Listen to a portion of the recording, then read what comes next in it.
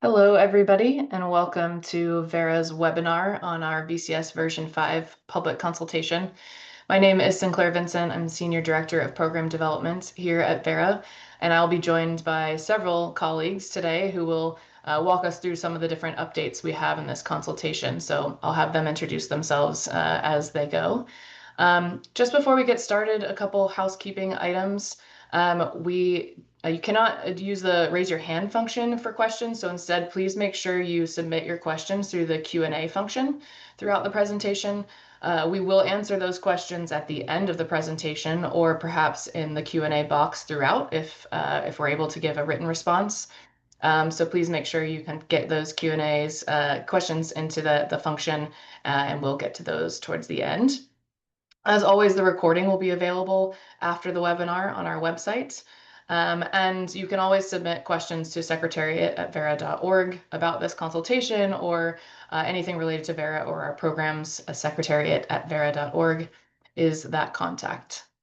So with that, we will jump in to the webinar. Our objective for today is to help explain how to respond to the public consultation, how to participate in this process, and also give you an overview of the proposed updates for version 5 that are included in this consultation.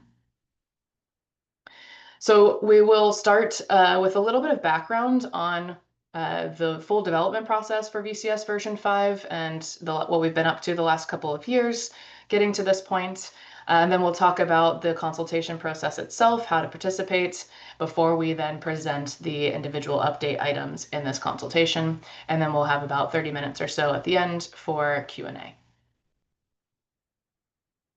So the objectives of VCS version 5 are sort of threefold. The first is to increase program integrity. So we have items in this consultation that contribute to this objective, such as piloting an innovative alternative permanence approach and a risk-based approach to designing and implementing safeguards. So these types of updates will help us maintain, and in some cases where we can, based on new technology or tools that we're developing, increase the integrity in the program. The second objective is to improve the program's accessibility and usability. So update items like setting effective dates for new program updates and methodology revisions in a standardized and transparent way, and simplifying rules around things like group project requirements. These things will all help the accessibility and usability, simplicity of our program. And then the last objective is to ensure that the VCS program scope maximizes impact. So this will really come through in some of the revisions we have to Table 1 in the VCS standard, which pertains to activities that are eligible for crediting under the program, and especially when it comes to renewable energy, which we'll talk a little bit about later. So we've been in the process of developing VCS version 5 for the last couple of years, and this started with a very kind of high-level public consultation back in 2023, which helped us set the strategic vision to develop those priority objectives I just went through and outline kind of what we were trying to accomplish in this version of the program. Then last year, we had a public consultation on some of the other high-level changes that we're proposing for version 5. Some of what was in that consultation also appears in this consultation, where we felt the proposals have kind of iterated enough based on your feedback in the last consultation that we would like to either kind of give you a heads up on it or get additional impact on where we've come to with the proposal now. And then in the meantime, we have initiated sort of a phased publication of our VCS version 5 documents to enable quicker implementation of some of those updates. An example of this is our methodology development and review process, which was published just last month. So that is part of the full package of VCS version 5. So you'll see those things trickling out along the way. And then just to talk a little bit about the timeline for this particular consultation, it did begin on June 26th and it will run through August 11th. All comments, and Nicole in just a minute will walk through exactly how to do this, but all comments need to be submitted electronically using our digital public consultation form, which is in our project hub. And you can do that by any time of the day around the world on Monday, August 11th. So of course, That's the consultation period, and this is our official consultation webinar. We are aiming to release VCS standard version 5 and the supporting program documents at the very end of this year. So with that, I'll hand over to Nicole to walk us through the consultation process and how to participate. Thanks very much, Sinclair.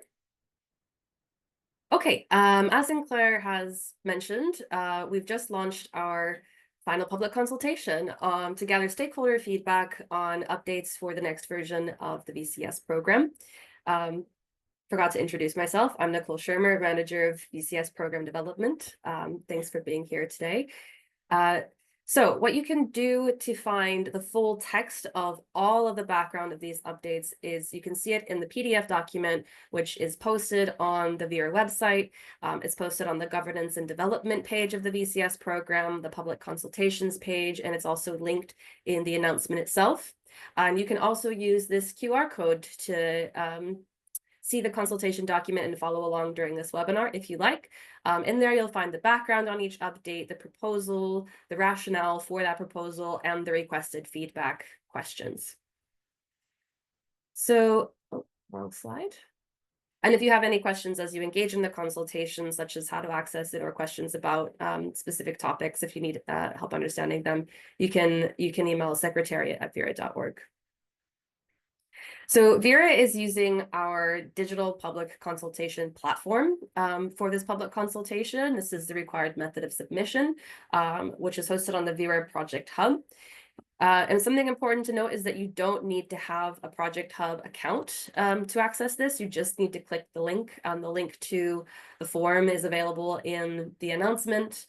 If you would like detailed instructions to follow along on how to use this public consultation platform, we have an external user guide as well, which is published in the consultation announcement. And then for any issues in accessing the public consultation platform, you can email hubsupport@verra.org. So we're going to do a quick walkthrough of how to use this public consultation platform, what it looks like. When you click that link, which is in the announcement, you'll be taken to this page. This is where you enter in your personal details, your email, your name, other details. You can indicate if you would like for your feedback to be published anonymously, or if you'd like for it to be published listed with your name and affiliation on the Verra website when we do our report back and our transparent summary of all the comments and how we considered them. If you've used this public consultation platform before, when you write your email address here, it might be able to actually auto-populate your details, and then you can revise them from there if you need to. When you click submit, it will send you an email that looks just like this. And you can click that link, which is provided in the email, to verify your email address, and then that will take you directly through to the public consultation form. If you don't see this email, you might need to check your spam folder, wait a few minutes, maybe try a different email, or if all else fails, you can email hubsupport@verra.org and they will help you out with that. So this is what the public consultation form looks like. You'll see a bit of background at the top, and then you'll see all the questions here. And then you can just start entering in your responses. You can maximize and minimize the sections. And as you can see, there's a little green button there that says draft saved. And that's because the consultation form will save anything that you insert in here, and you can always go back to it to revise the responses by clicking the link in your email. And also, if you scroll down and hit submit, I think you can also, before the consultation deadline, revisit your responses and edit them again if you need to. So now we're going to enter the next part of this webinar, which is providing an overview of all of the proposed updates themselves. This is just a list of all of the updates, and I'm not going to read all of them out loud. So Sinclair already gave a great overview of each of the topics and how they fall under each of these priority objectives that we've identified for VCS version 5. While you're watching the recording, if you need to refer back to the slide to see the order in which the topics were discussed, this is here for helpful reference. So I get to talk about the first slide here, about project start date. So So the first proposal in the version 5 public consultation document is a proposal to refine the definitions for project start date and really to introduce a new definition for initial crediting period start date. For those who remember, we also had a proposal in the first public consultation in September to revise the definition for project start date. And the intention of that was to make the definition of project start date the same for all project types because of some of the inconsistencies we were seeing. Our thought was that if project start date was the date that emissions actually start to occur, that would be a much more objective way of determining the project start date. We seriously considered all of the feedback that we received, and we identified that there were still a lot of questions that needed to be considered. And so we revised this proposal here based on that feedback, considering that and recognizing that the existing definitions are vague, and they cause a lot of variation perhaps of interpretation and may cause inconsistencies when you're trying to figure out how exactly to set the project start date. Projects need more specific guidance in determining what the project start date should be, and that should be at project activity type level or methodology level. And that there would still be issues, or there still could potentially be issues under the current system and under the first consultation proposal of projects not knowing how to or at what interval to choose their start date, and trying to set it to potentially gain an inappropriate amount of credits if they're setting their start date too early or too late, because the start date is the same, currently is the same as the crediting period start date, or the first day from which you're eligible to claim credits. And so the proposal is to have a new definition of project start date, which in simple terms is the date that project implementation actually begins. So the first actions that constitute the implementation of the project activities, and a new definition of initial crediting period start date, which in simple terms is the date that reductions and removals start to be generated. And so that's the first day of being able to claim emission reductions and removals as the day that they start to be generated. So methodologies we recognize should also be revised to include as much guidance as possible on determining the above to reduce ambiguity, reduce confusion, and really help projects be as clear as possible on what those dates should be. And in the meantime, as methodologies start to be revised over time, we've also included some proposed requirements, criteria, and examples in the standard that you'll see in the proposal, which you can review and let us know if you think that those criteria are clear enough, if they provide enough indication of how to determine that in the absence of specific methodology guidance. And yeah, we're really just looking forward to receiving and hearing your feedback on this proposal. And so now I will hand it over to Christian. Go ahead, Christian. Thanks for joining. My name is Christian Erard. I'm Director VCS Methodologies. I'm presenting the proposed changes to the crediting period lengths and the baseline reassessment intervals. There are a few challenges with the current rules. Infrequent crediting period renewals and baseline reassessments bear the risk of projects using outdated baselines and legacy methodology versions that do not reflect the latest technological developments, science, and methodological approaches. There's also a risk that projects continue crediting for extended periods, even if they become mandated by laws or regulations. Currently, there's also a lack of consistency across project types in how crediting periods and baseline reassessment intervals are applied. For example, avoided unplanned deforestation projects have a 6-year, and energy industrial projects have a 7-year interval. There's also a trend towards shorter, like 5-year crediting periods in the market for certain project types. While such shorter periods may reduce the longer-term planning horizon, they actually offer also greater predictability within each period and minimize the risk of unexpected changes required. In some cases, for example, the cookstove methodology, the VCS program requires projects to transition to the most recent methodology before the end of their crediting period. Such changes are less likely required with shorter periods and like crediting periods or baseline reassessment intervals. The proposal for version 5 includes the following updates. Formalize the regulatory surplus checks as a requirement at each baseline reassessment, which at the moment is implicit. So we want to explicitly include that in the requirements. Transition to 5-year crediting periods or baseline reassessment intervals for certain project types, which we detail in the consultation document, and phase out the fixed 10-year single crediting period, which still exists as an option for some categories. Further, version 5 would also provide flexibility for methodologies to incorporate alternative requirements for reassessing the baseline, where it can be justified to be equally or more robust than the default option. An example could be the use of dynamic performance benchmark for the crediting baseline that essentially removes the need for further periodic baseline updates. And finally, we propose to create a tool with detailed procedures and requirements for crediting period renewals and baseline reassessments to provide clear rules for these processes. Handing over to Liz for the next slide. Thanks. Thanks, Christian, and thanks everybody for joining the webinar today. My name is Liz Ginnessy, and I'm the manager of VCS program development at Verra. And I'm going to talk us through a couple of the proposed updates that were included in the consultation, starting with a proposal to pilot an innovative approach to managing non-permanence risk in the VCS program. In recent years, Verra has noted a growing market interest in alternative approaches to managing a project's non-permanence risk, such as the use of insurance or fund-based approaches.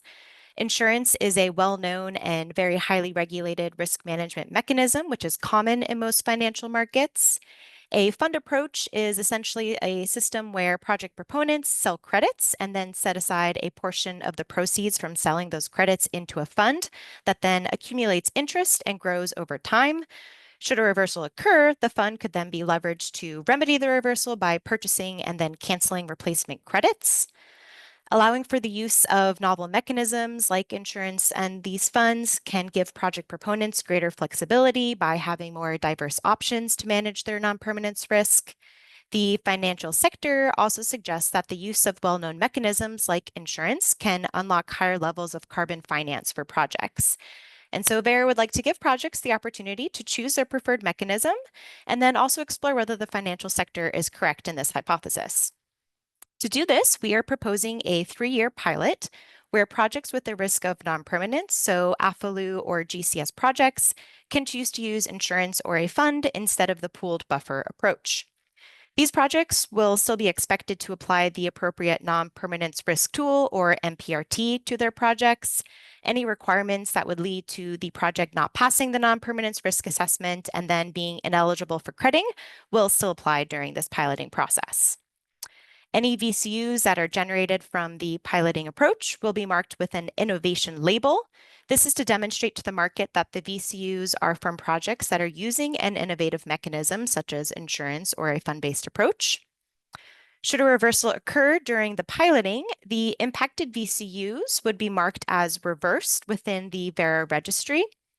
Project proponents would be required to let any current holders of the VCUs know of the reverse status. The project proponents would also be expected to show Verra evidence that the reversal was remedied using either the insurance or the fund approach. And then once remedied, Verra would remove the reverse status from the VCUs and let the stakeholders know that that status had been changed. Pending the feedback from this consultation, our plan is to launch this pilot with the release of version 5 of the VCS at the end of the year. So that is one update. Moving ahead to another update that we've put in this consultation, which is related to the definition of a loss event and then the related reporting procedures. So Verra has identified that the current definition of a loss event lacks clarity, and this has led to a lot of inconsistencies in how loss events are being reported by project proponents. Verra has also identified a need to update our procedures related to loss events to take into account that the long-term monitoring system, or LTMS, will be launched with version 5. So the LTMS was included in the September 2024 consultation on version 5, and this is a system that can be used to remotely monitor and detect losses in AFALU projects. In terms of what we are proposing, we have clarified the loss event definition to state that a loss event within an FOLU project is where an event results in a cumulative loss of more than 5% of previously verified net reductions and removals due to a loss of carbon stocks. A similar clarification has been made to the definition of a loss event within a jurisdictional program. In terms of changes to the loss event procedures, we have proposed that any stakeholder can submit a notification of a suspected loss event to Verra through the Verra Project Hub. Verra is also proposing that the LTMS can be used to notify project proponents of a suspected loss event. Should this occur, project proponents would then have the opportunity to either submit evidence that the reported loss does not qualify as a loss event, or where relevant, the project proponent would need to submit a loss event report to Verra. Then moving ahead to another proposed update included in the consultation. So we have also put forward a proposal related to setting baselines below business as usual. Article 6.4 of the Paris Agreement establishes a framework for international cooperation in reducing emissions. This framework is known as the Paris Agreement Crediting Mechanism, or PACM, and it allows countries to generate and trade carbon credits to meet their climate targets. A new standard for setting baselines in mechanism methodologies was released under the PACM back in May of this year. The standard requires that baselines are set below business as usual, and it proposes the use of a downward adjustment in certain scenarios to achieve this outcome. And so in practice, this means that the methodology would require projects to apply, for example, a 10% downward adjustment to the project baseline below the business as usual scenario. In addition, the eligibility requirements for the CORSIA second phase, which is from 2027 to 2029, also requires that projects have procedures very similar to the PACM's proposal. Specifically, the CORSIA second phase requires that programs have procedures for projects to have emission baselines that are conservative and also below business as usual. With all of that in mind, Verra is exploring potential updates to our requirements to ensure that baselines are below business as usual, but with flexibility to account for differences in host country, project type, or sector. Verra is also considering more generally whether to align the VCS methodology requirements with the requirements for mechanism methodologies under the PACM, and we are seeking feedback from our stakeholders on this topic. And then moving along, we've also proposed an update to enhance financial transparency within certain projects, specifically projects that have benefit sharing agreements. So currently, Verra requires that where a project impacts property rights, the project proponent must design and implement a benefit sharing agreement with any of these stakeholders who has their property rights impacted. Within the context of benefit sharing agreements, financial transparency can promote the equitable and fair distribution of benefits among project stakeholders. The ICVCM, or Integrity Council for the Voluntary Carbon Market, has also stated that future versions of their Core Carbon Principles, or CCP, assessment framework will require enhanced transparency regarding the outcomes of benefit sharing agreements. Our proposal specifically in the consultation is that projects with benefit sharing agreements must report a breakdown of financial information on project revenues and project costs to beneficiaries that are taking part of the benefit sharing agreement. The update specifies exactly which budget line items project proponents must disclose to those beneficiaries at validation and then at each subsequent verification event as well.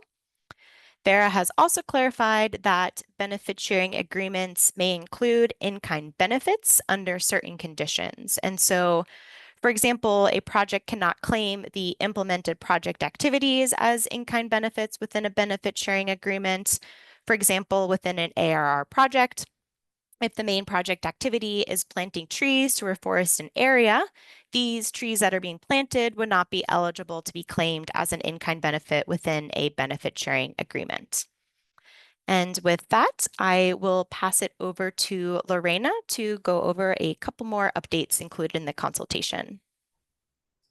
Thank you, Liz. Hi, everyone. My name is Lorena Arredondo. I'm a Senior Manager of Sustainable Development, Program Development, and Innovation. And I'll walk you through the proposed improvements to the requirements regarding project ownership, carbon rights, or what is also known as proof of rights, and property rights demonstration.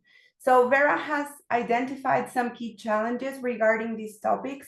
For instance, there are differences in national legal frameworks about the rights to land, to operate a project, to the carbon stocks and pools, and the reductions and removals that are generated by the project.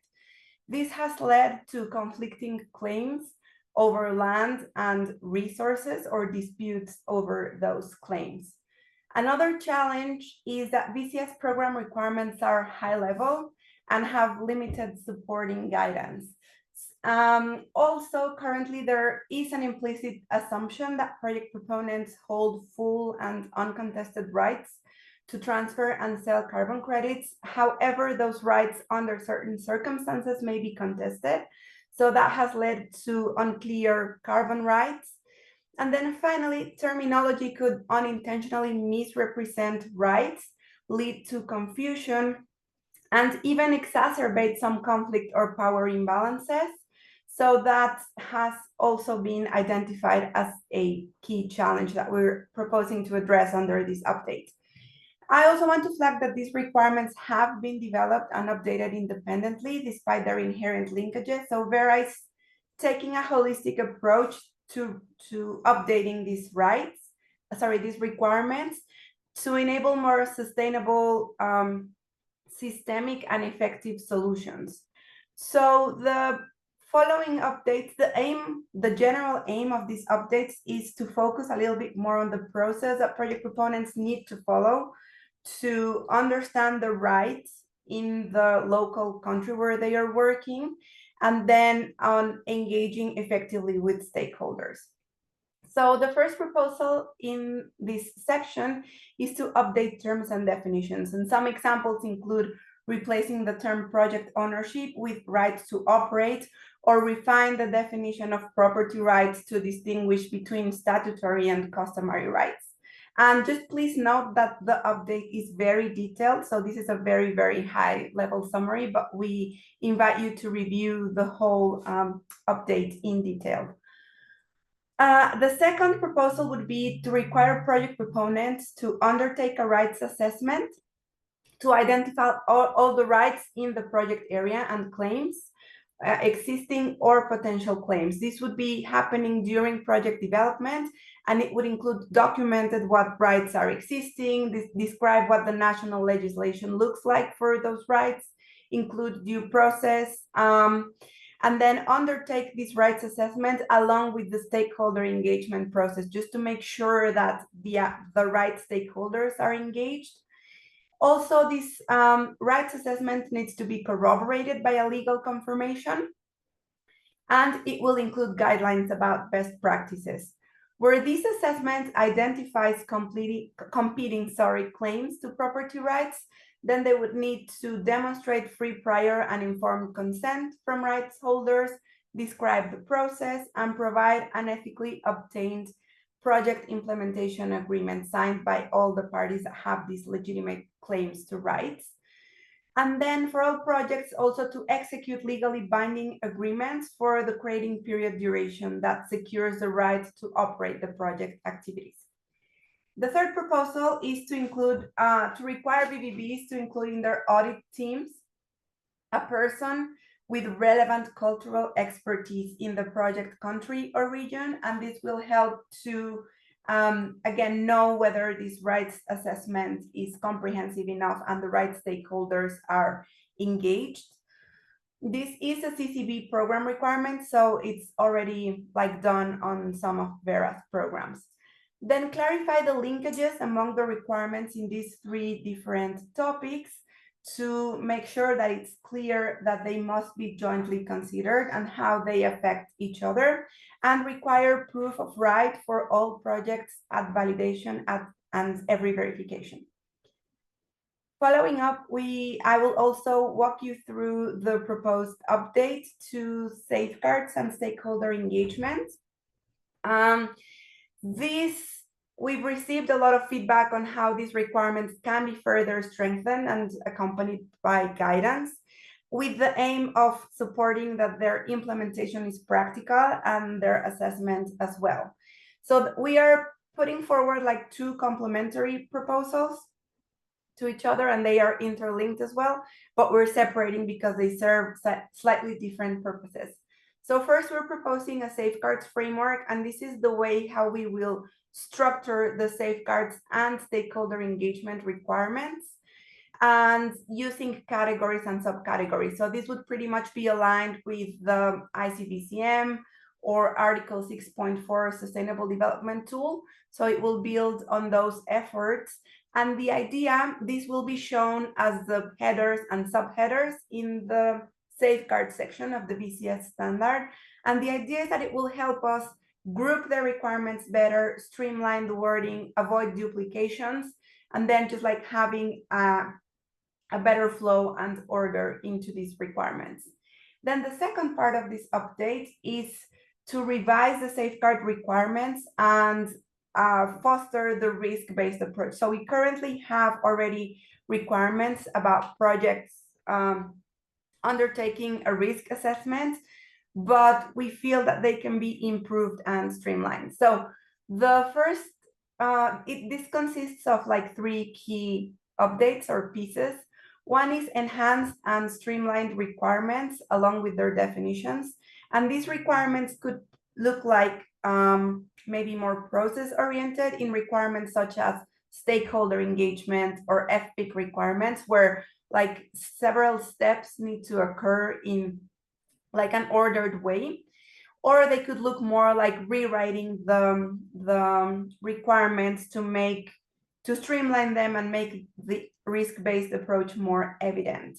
And we've put a few examples in the consultation document, so please feel free to look at those. We're also including guidance and criteria for sufficient evidence. And the guidance, we're thinking of it like in terms of guiding questions that can help project proponents say, oh, okay, I haven't checked this, or this might be a risk for my project context, for my activity. The guidance, we're planning that it's built on existing efforts from other actors in the VCM, but also beyond that have like strong safeguards frameworks like the World Bank, like UNDP or the FAO. And the third component of this is just leveraging digital tools, which will enable us to build backend that looks like decision trees in digitally native templates. So that's it. Please also take a look. We have a few clarification of requirements into this section. And finally, we have the updates to the VCS. Updates to the ecosystem conversion. Yeah, thank you. So here the challenges are that under certain contexts, these requirements and definitions can be unclear about the intent, exclusions, and exemptions. So what we are proposing is to reinforce the requirement to prohibit conversion of high and medium integrity ecosystems under the VCS program. We're proposing to move away from the native ecosystem concept and introduce this ecosystem integrity concept with 3 tiers based on the levels of degradation that can be demonstrated. So conversion would be prohibited under high and medium integrity. And then ecosystem conversion may only be implemented in ecosystems where low integrity is demonstrated or high degradation, and where this state has existed for over 10 years before the project start date, unless it's demonstrated that it was unrelated to project activities. The other 2 previous updates are conceptual, but this one is does have the draft requirements. So please take a look at those.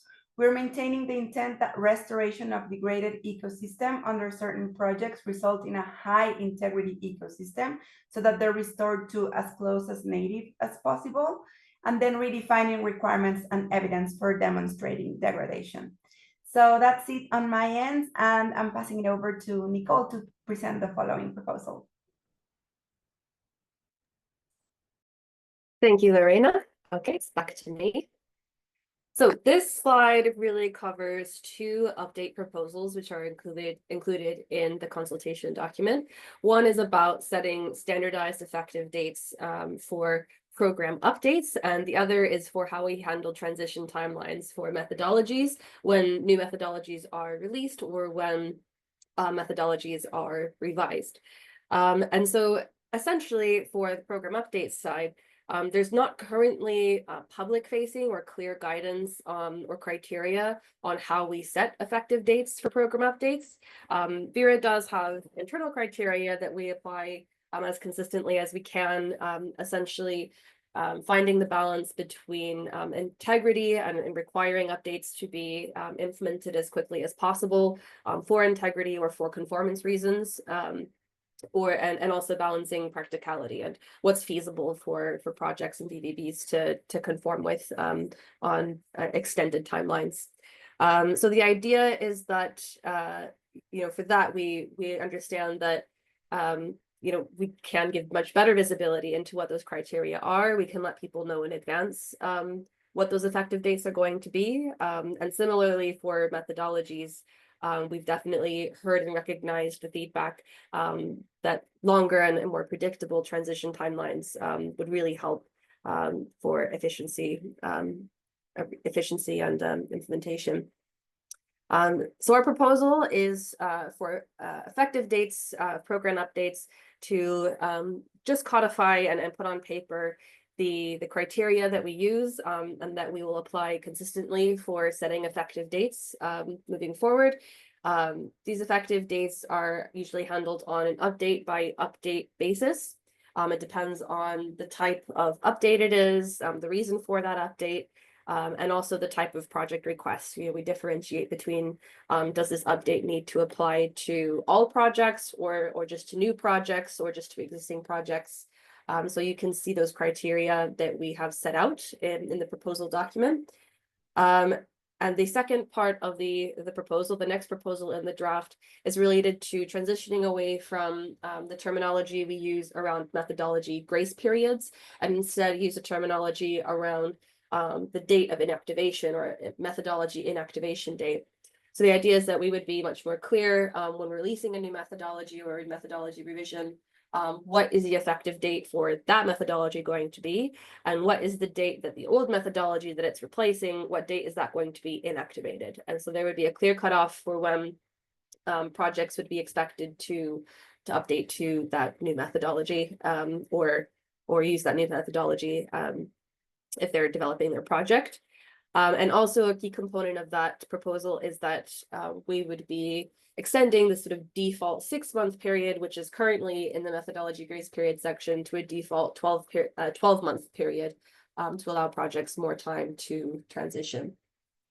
And in the effective dates for program updates proposal, we've also tried to signal some better transition management improvements that we'd like to commit to, such as doing no more than one update cycle a year, providing better advanced notification of what the effective dates are going to be in line with the proposed criteria once those are adopted. And so I encourage everyone to read that part of the proposal and give us your feedback, especially related to what the criteria are and if there's any other ways that we can make transition management more effective for both program updates and methodologies. And with that, I hand it over to Chai-Mei. Thank you, Nicole. Hello, everybody. My name is Chai-Mei Tan, and I am the manager for standards for program quality.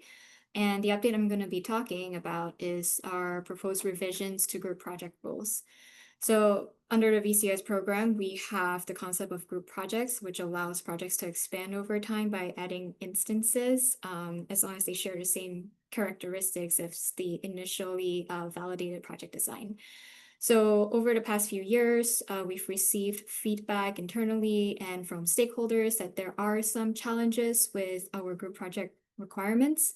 And so as part of version 5, we would like to tackle a few of those challenges that have been identified.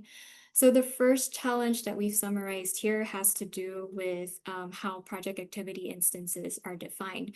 Our current definition is unclear, and so we have observed that there have been inconsistent designation of project activity instances at the project level, and also inconsistent application of methodology capacity limits. The second challenge that we've identified is that our existing eligibility criteria requirements for new project activity instances are insufficiently robust. Over the past few years, the VCS program has introduced new and higher integrity requirements. So we'd like to increase the umbrella for eligibility criteria requirements to include those. The third challenge that we've identified here is there is a challenge to implement the concept of geographic areas. Some of the language is unclear and can be consolidated further for efficient application. So we'd like to tackle those as part of our proposal. So on to that, what are some of our proposals? The first we have here is to clarify how we define instances. Now we're going towards instances as a smaller unit of a project activity, and we want to make that explicit and clear in the definitions document, and also defer to any methodology guidance that is included as part of methodologies, because these can vary from project activity to project activity. The second proposal is that we'll be applying capacity limits at the project level now instead of instances, and that's to ensure consistency of how methodology capacity limits are interpreted and applied. We will also clarify that geographic areas now will be linked to established jurisdictions. So for example, states or countries, and we're also capping geographic areas at a country level, meaning to say geographic areas cannot expand beyond a country. We also propose to reinforce eligibility criteria to cover more roles for the reasons that I elaborated before. And we are proposing to add instances in batches via an instance inclusion form. This form will be developed after we gather your responses as part of the consultation and released later as a template. So definitely please let us know your thoughts of all of these proposals. One proposal that we've not included here is that we'll also be consolidating the existing requirements and clarifying how they are currently being presented in the standard. With that, I will pass it on to Ian for the next update. Thanks, Jaime. So my name is Ian Kuehara. I'm Director of Industrial and Energy Innovation here at Verra in the Program Development and Innovation Group. And I'll be talking today about updates to Table 1. As has been described for many of the other updates, I'll go through some challenges first and then talk about the proposal. So the challenges we've seen with Table 1 are listed on the left. It was released in 2019 in version 4 of the VCS standard. We've noticed since its release that stakeholders frequently seek clarification, and we receive a lot of inquiries to either the info inbox or the secretariat inbox at Verra. And so we see this as an indication that there is either some clarification or changes needed, and that it sometimes causes confusion. There are a number of changes that have also taken place since 2019 that are relevant. So the table was originally released as sort of a lever or a way for us to control at the programmatic level methodologies or project activity types that could be credited under the VCS, but that were using methodologies or other approved programs. So the Clean Development Mechanism, or CDM methodologies, and Climate Action Reserve, or CAR methodologies, were available for use, sort of unfettered, unrestricted previously. Since 2019, and so since the release of Table 1, the VCS has changed how methodologies and project activities are eligible to register, and only active methodologies may be used now. So active methodologies are listed on our website. Inactive methodologies are also indicated, so you can find them. And really what this does is it changes how and perhaps what the best way for us to regulate these different project activities would be. And so the need for Table 1 has diminished. On top of that, there's been some changes to various market conditions and technologies. And so we're going to be including some updates to certain elements of the table on top of the general changes. And so what the proposal is to revise Table 1 in general to clarify it so that instead of listing out exclusions and then qualifications to those exclusions, we'll now be expressing default eligibility. And what that means is if the methodology relevant for that project activity doesn't express any limitations on geography, then the limitations in Table 1 will apply. Changes to methodologies going forward will be released periodically as they become relevant. And so for renewables, for the renewable sector, we'll be starting with a change to ACM2, and I'll talk about that shortly. On top of that, there are minor changes to refining the eligibility for energy efficiency lighting projects, for electricity transmission, and for ODS, in particular, HFC 23 related activities. So that's the proposal. If we could move to the next slide, I'll talk quickly about changes to renewables. So as I mentioned in the last slide, ACM2 is proposed for revision. Technically, this isn't part of the program update, so this isn't a V5 consultation. This is a methodology consultation, but given the number of stakeholders that we expect to be impacted by this, the link to the program change in Table 1, as well as the overall market impact in terms of potential volume of credits, we think it's worthwhile chatting about this one quickly as well. So in conjunction or in parallel with the V5 consultation, a methodology consultation is being run on ACM2, which is the large-scale grid-connected renewable electricity methodology. So it's a revision, and it expands the geographic eligibility. Essentially, Table 1 now delegates, or the proposed version of Table 1 will delegate authority to methodologies to define what eligibility conditions related to geography exist. And we've proposed a version for ACM2 to do that. We do this acknowledging the board observations that the ICVCM released in July of 2024, just after rejecting ACM2 and essentially the renewable electricity sector on whole for CCP eligibility. In these board observations, we acknowledge that the ICVCM board noted challenges related to the additionality tools, the electricity grid factor quantification tools under the CDM, and as well suppressed demand, which isn't really relevant for ACM2, but more broadly in some of the methodologies in renewable electricity, it does become relevant.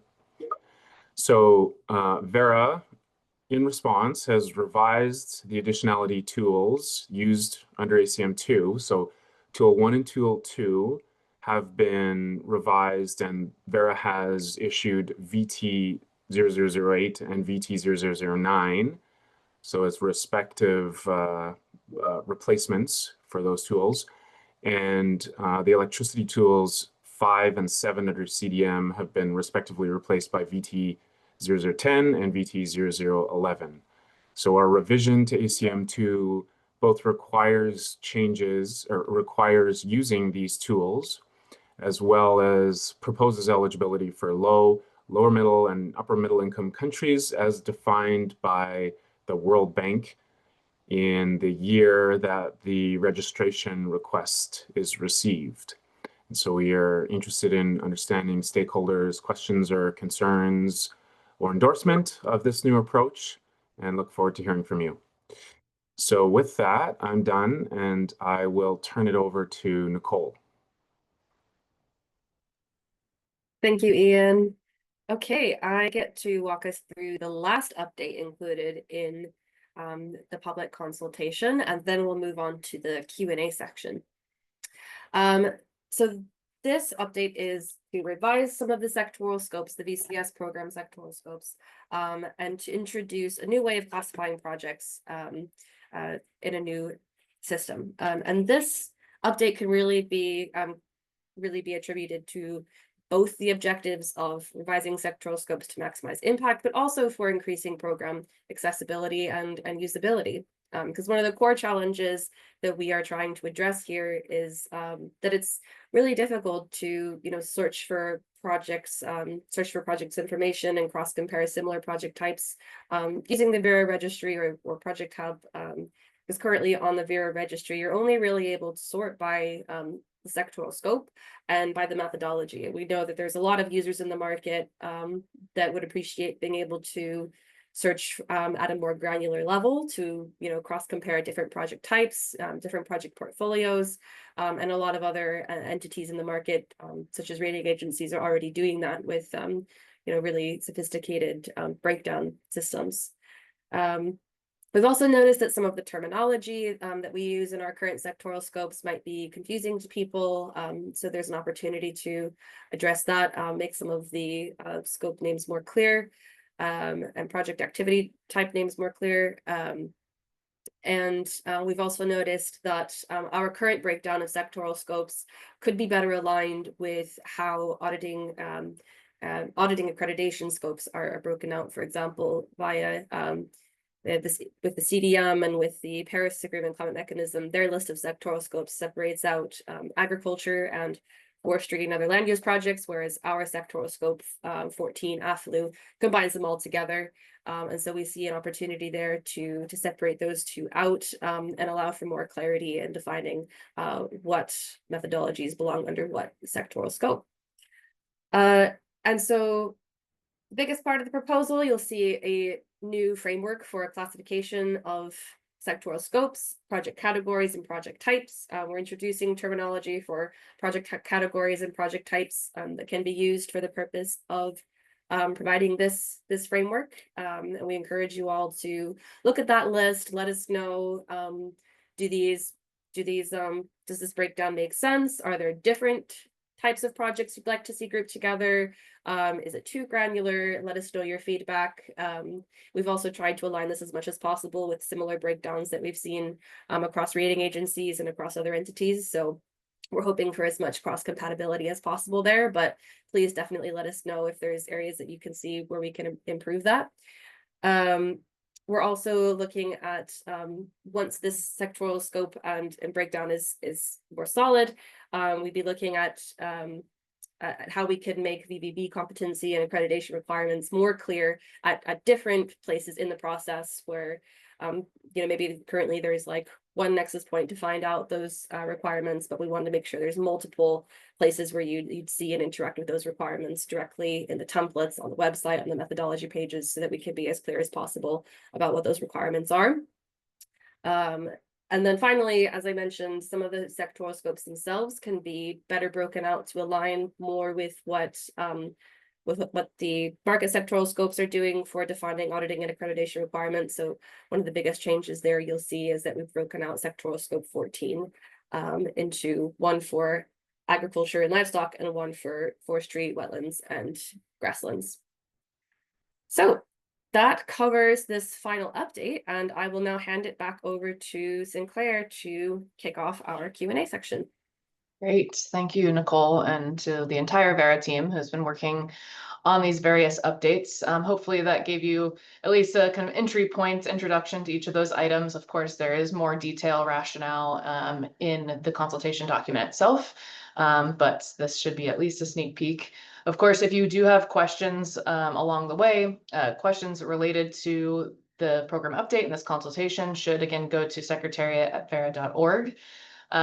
Issues around accessing the public consultation form should go to hubsupport@verra.org. And then, as I mentioned earlier, any general questions pertaining to Verra, VCS program, or any of our other programs can also go to secretariat@verra.org. So with that, we will, I'll ask my team to come on video here and we'll move into our Q&A session. So Nicole, I hope you didn't go too far. I think I'll start with you. So we have a couple questions around effective dates and sort of how the rollout of a new version of the program works and how that affects project development.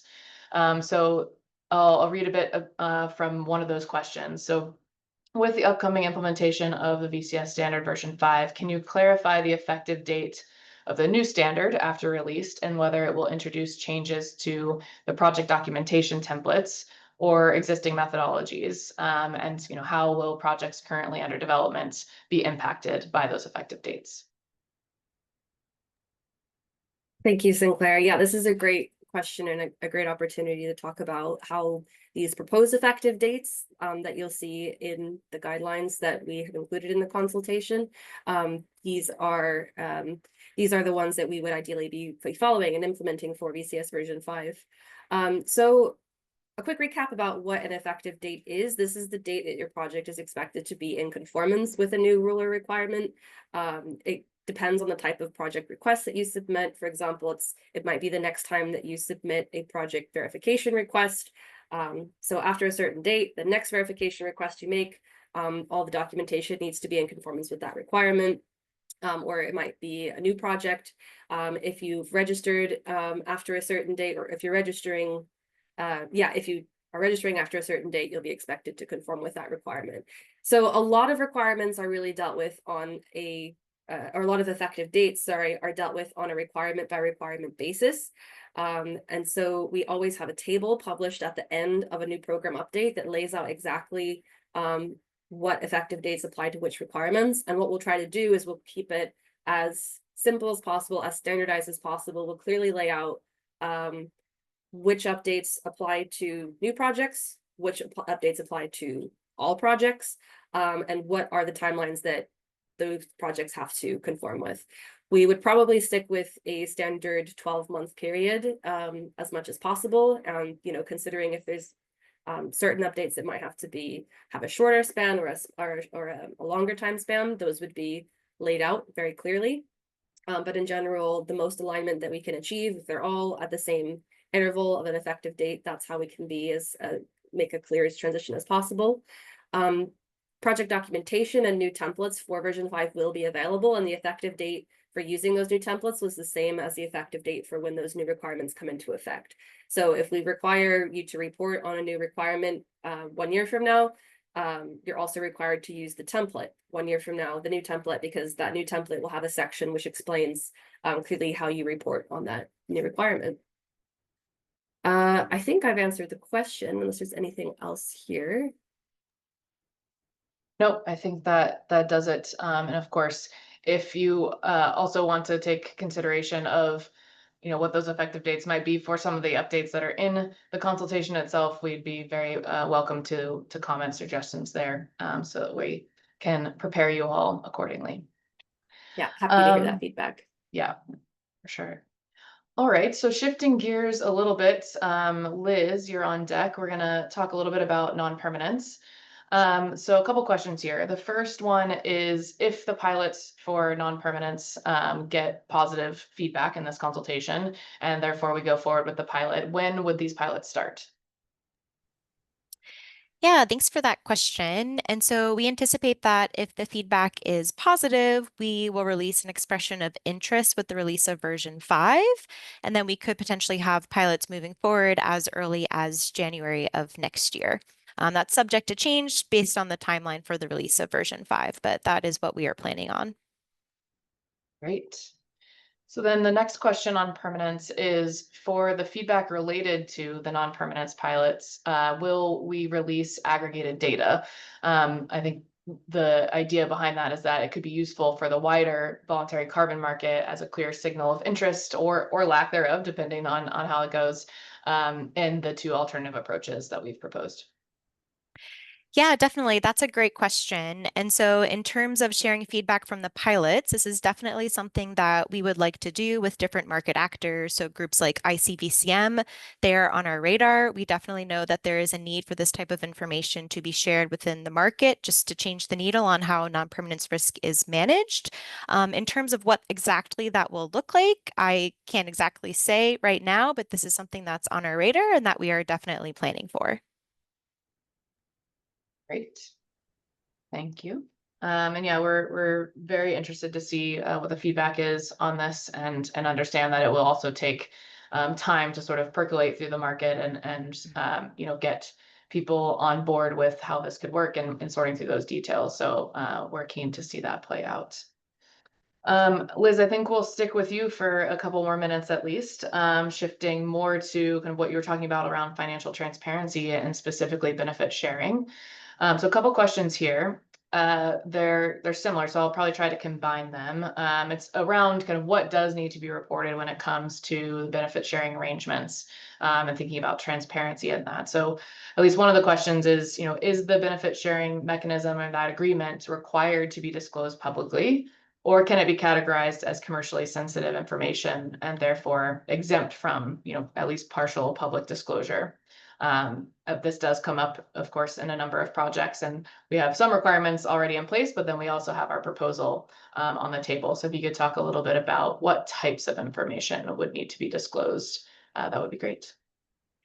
Yeah, it's a great question and a very timely thing to bring up. And so the details of the benefit sharing agreement must be shared with the participants of the benefit sharing agreement, with the VVBs assessing the project, and then the Verra project review staff as well. In terms of the types of evidence to support the financial information, we are requiring that projects actually share financial information such as receipts with those VVBs who are assessing the project. However, at this time, we are not exempting this information from Verra's commercially sensitive rules. I do just want to say that we have been made aware of potential safety concerns with sharing financial information very broadly with stakeholders who are not direct beneficiaries in benefit sharing agreements.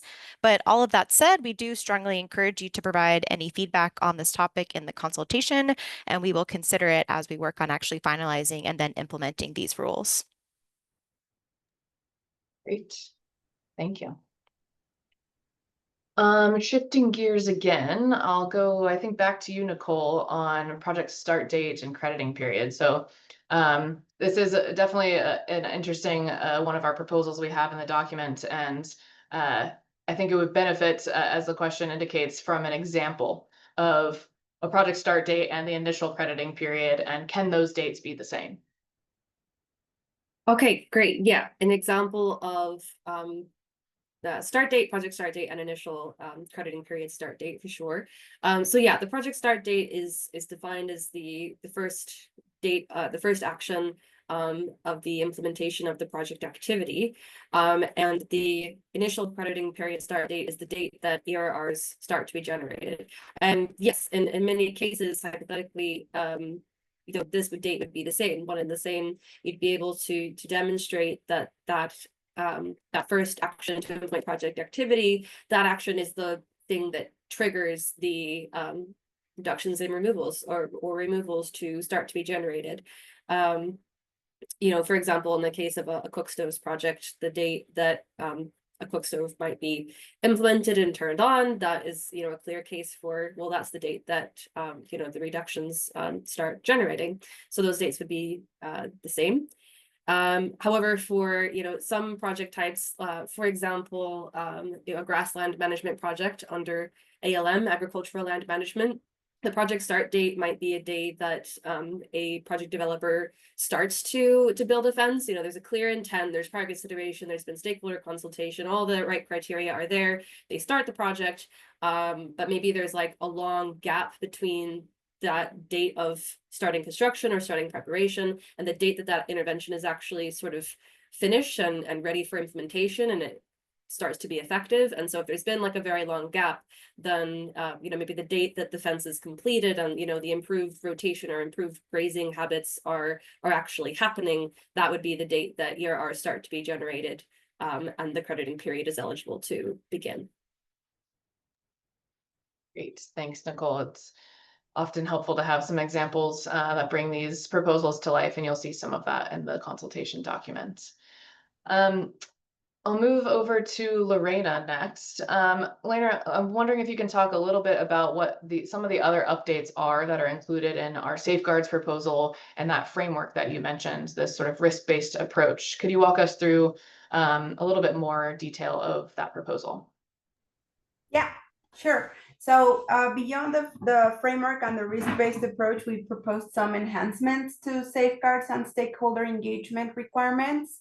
So probably to highlight the most relevant ones, some of them are just clarifications about gender and gender equity and some other considerations. But some of the big proposals there are including a requirement about categorizing stakeholders during stakeholder engagement. And for now, we're proposing broad categories like those most impacted, which could be those with property rights or tenure access to those rights, marginalized, etc. Most influential, positively or negatively, which could be government, religious leaders, other influential figures in the area. Moderately influential, most influential would be governments, and then moderately influential could be other religious leaders and relevant stakeholders in the area. And just another category, which would be interested stakeholders. And this would be, stakeholders that could have an interest in the project but would not be affected by it. And then what's relevant would be using these categories could help us also target some specific requirements in the other safeguard section, like the benefit sharing mechanism, then targeting that to the most impacted stakeholders and not broadly to everyone. So take a look at that proposal. And then in terms of the social safeguards, we are including demonstrating measures in place to prevent engagement in illegal activities, and that could cover anti-corruption measures or anti-money laundering measures. So that's also important. And some health and safety strengthening of the requirements for the social piece. And then for the environmental safeguards, we are proposing to move some of the CCB requirements into the VCS standard, and two of them include to identify the species that are used in the project activity and to also describe possible adverse effects on the region of introducing non-native species in the project activity. So which would be the impacts on native species, possible disease, and other impacts of introducing non-native species, and then justifying the use of any non-native species over native species in the project. So please, take a look at those, the second part of this proposed update, and then provide us with your feedback. We'll appreciate that. Thank you, Sinclair. Great, thanks, Lorena, for taking us a little bit further into those updates. And as Lorena mentioned, our sort of overarching objective with a lot of these safeguards related updates and even on the ownership piece is helping projects move to sort of this assess and address approach to handling risk in their project.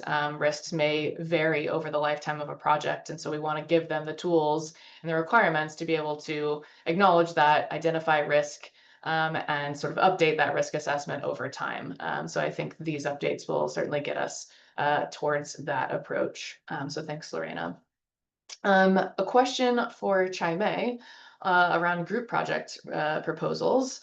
Could you give us an example of what would be considered an instance versus a batch, as you described a bit in the proposal? Yeah, thanks, Sinclair, for that question. Certainly would be willing to give an example of either both of these. So instances are different than batches. In our proposal, you'll see some proposed language for how we're defining an instance versus a batch. An instance would be considered sort of a minimum unit of a project activity that would enable the generation of reductions or carbon dioxide removals. So an example of that, if we think about a cook stove project, we would consider a single cook stove to be an instance. And in agricultural land management project, a farm could be an instance as part of a bigger project. So that's how we are thinking about instances. So what's the relationship between an instance and a batch? A batch would be a population of a single instance or multiple instances that are added to a project subsequent to initial registration. So at a verification, you'll be verifying a monitoring period, and there could be new instances that are being added throughout the monitoring period. So whenever verification comes along, these new instances that are being added will be reported as part of a batch. And just now I touched upon that we have this instance inclusion mechanism form that we're proposing. This would actually help reporting on these instances that are being added. So people will be able to access more transparently what instances are added, how many, what their start dates are, which eligibility criteria requirements they adhere to, and which geographic area they're added to. So that's the whole idea and concept behind why we're introducing batch as part of version 5 updates. Great, and don't go away just yet. We did get another question while you were diving into those details. What about the vintage concept for batches and instances? Can you talk a little bit about that part? Yeah, that's a really good question. Vintage concept is something that we've definitely thought about as part of whether we want to include this as part of scope for version 5 or not. Currently, we won't be including vintage concept as part of batch reporting and instance inclusion. We're not quite there yet, but internally we're coming up with different alternatives to tackle vintage level reporting, specifically instance level reporting on the GHG emission reductions and carbon dioxide removals that instance generates. So stay tuned. This may be a potential topic that will come up for consultation in future versions. Great, thank you so much. Another shift of gears, I'll come to you, Ian.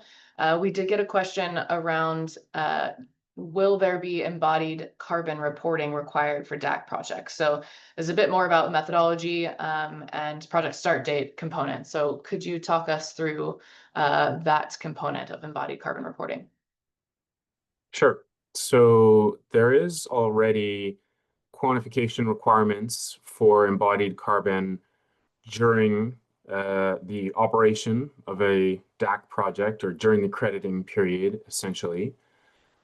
So I think in that sense, yes, there are reporting requirements related to embodied carbon, and that specifically is related to materials or fluids or consumables that are created and consumed during the operation of the project, and which also have emissions associated with them that are off-site and potentially upstream of where the project boundary is. The change today, so differentiating the project start date from the crediting period start date, allows us to extend this concept to emissions that occur upstream and before the project. And so in particular for a DAX project, what I think a lot of people think about are construction emissions or just the production of, say, steel, cement, and other materials that go into these facilities before the project starts, but that have a significant impact, I think nominally on the order of a couple of % of the life cycle benefits of a DAC project over its life. And that ought to be included formally. And so the previous definition of project start date and crediting period start date being undifferentiated caused a little bit of confusion. And so part of the reason I think we're proposing and consulting on this kind of newer, more sophisticated version of what start dates are is to allow for formal inclusion of some of these impacts upstream and before projects like DAX projects. So I hope that answers the question. And Nicole, feel free to jump in with any additions or corrections as well. Anything to add from your side, Nicole? I think Ian covered it. I think another thing that we mentioned in the consultation document is that in the September 2024 public consultation, we had the definition proposed for pre-project emissions. But now instead of pursuing that definition, we're now considering just handling those upstream or embodied emissions just directly within the methodology, the relevant methodology itself, leveraging these new definitions of project start date and crediting period start date. And so having the methodologies define the method or you know, for how these things should be accounted for is the path that we're currently considering. Great, thank you. And Ian, just before you wrap up your responses, another question came in while you were speaking, and that is, what about the extended life of equipment? Whether we will set any criteria for claiming extended life, for example, on cook stove projects.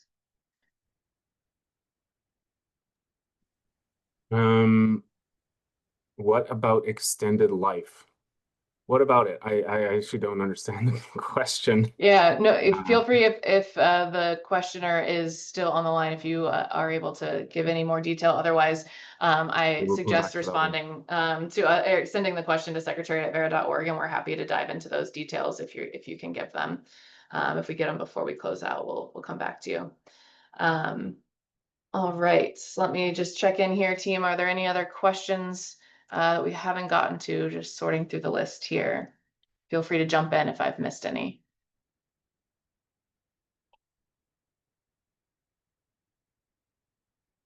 All right, I think we're typing one last response, but otherwise, perhaps just before we close out, to give you guys a little bit of a view of where we're headed after version 5. Of course, version 5.1 would be the natural progression. And so anything that we aren't able to get into version 5 that are, maybe smaller updates, tweaks here and there to clarify requirements, we'll do as much of that as we can in this version. And then the subsequent version is really going to be focused on those types of things, ease of use of our documents, streamlining across our programs, particularly around the registration and issuance process, and trying to align those processes as much as possible across our programs. So that'll really be the focus of next year and any updates that come out in 2026. Even if you do end up giving us comments or suggestions about those types of edits or updates we could make as part of this consultation, we will do our best to get those in now or in the next round. So just to give you a little bit of a view into where we're headed, we certainly appreciate your participation in this consultation and the others we've held for version 5.0. And at this point, I'll just check in one last time with the team to see if there's any questions we should answer before we log off. Anything else from the Verra team?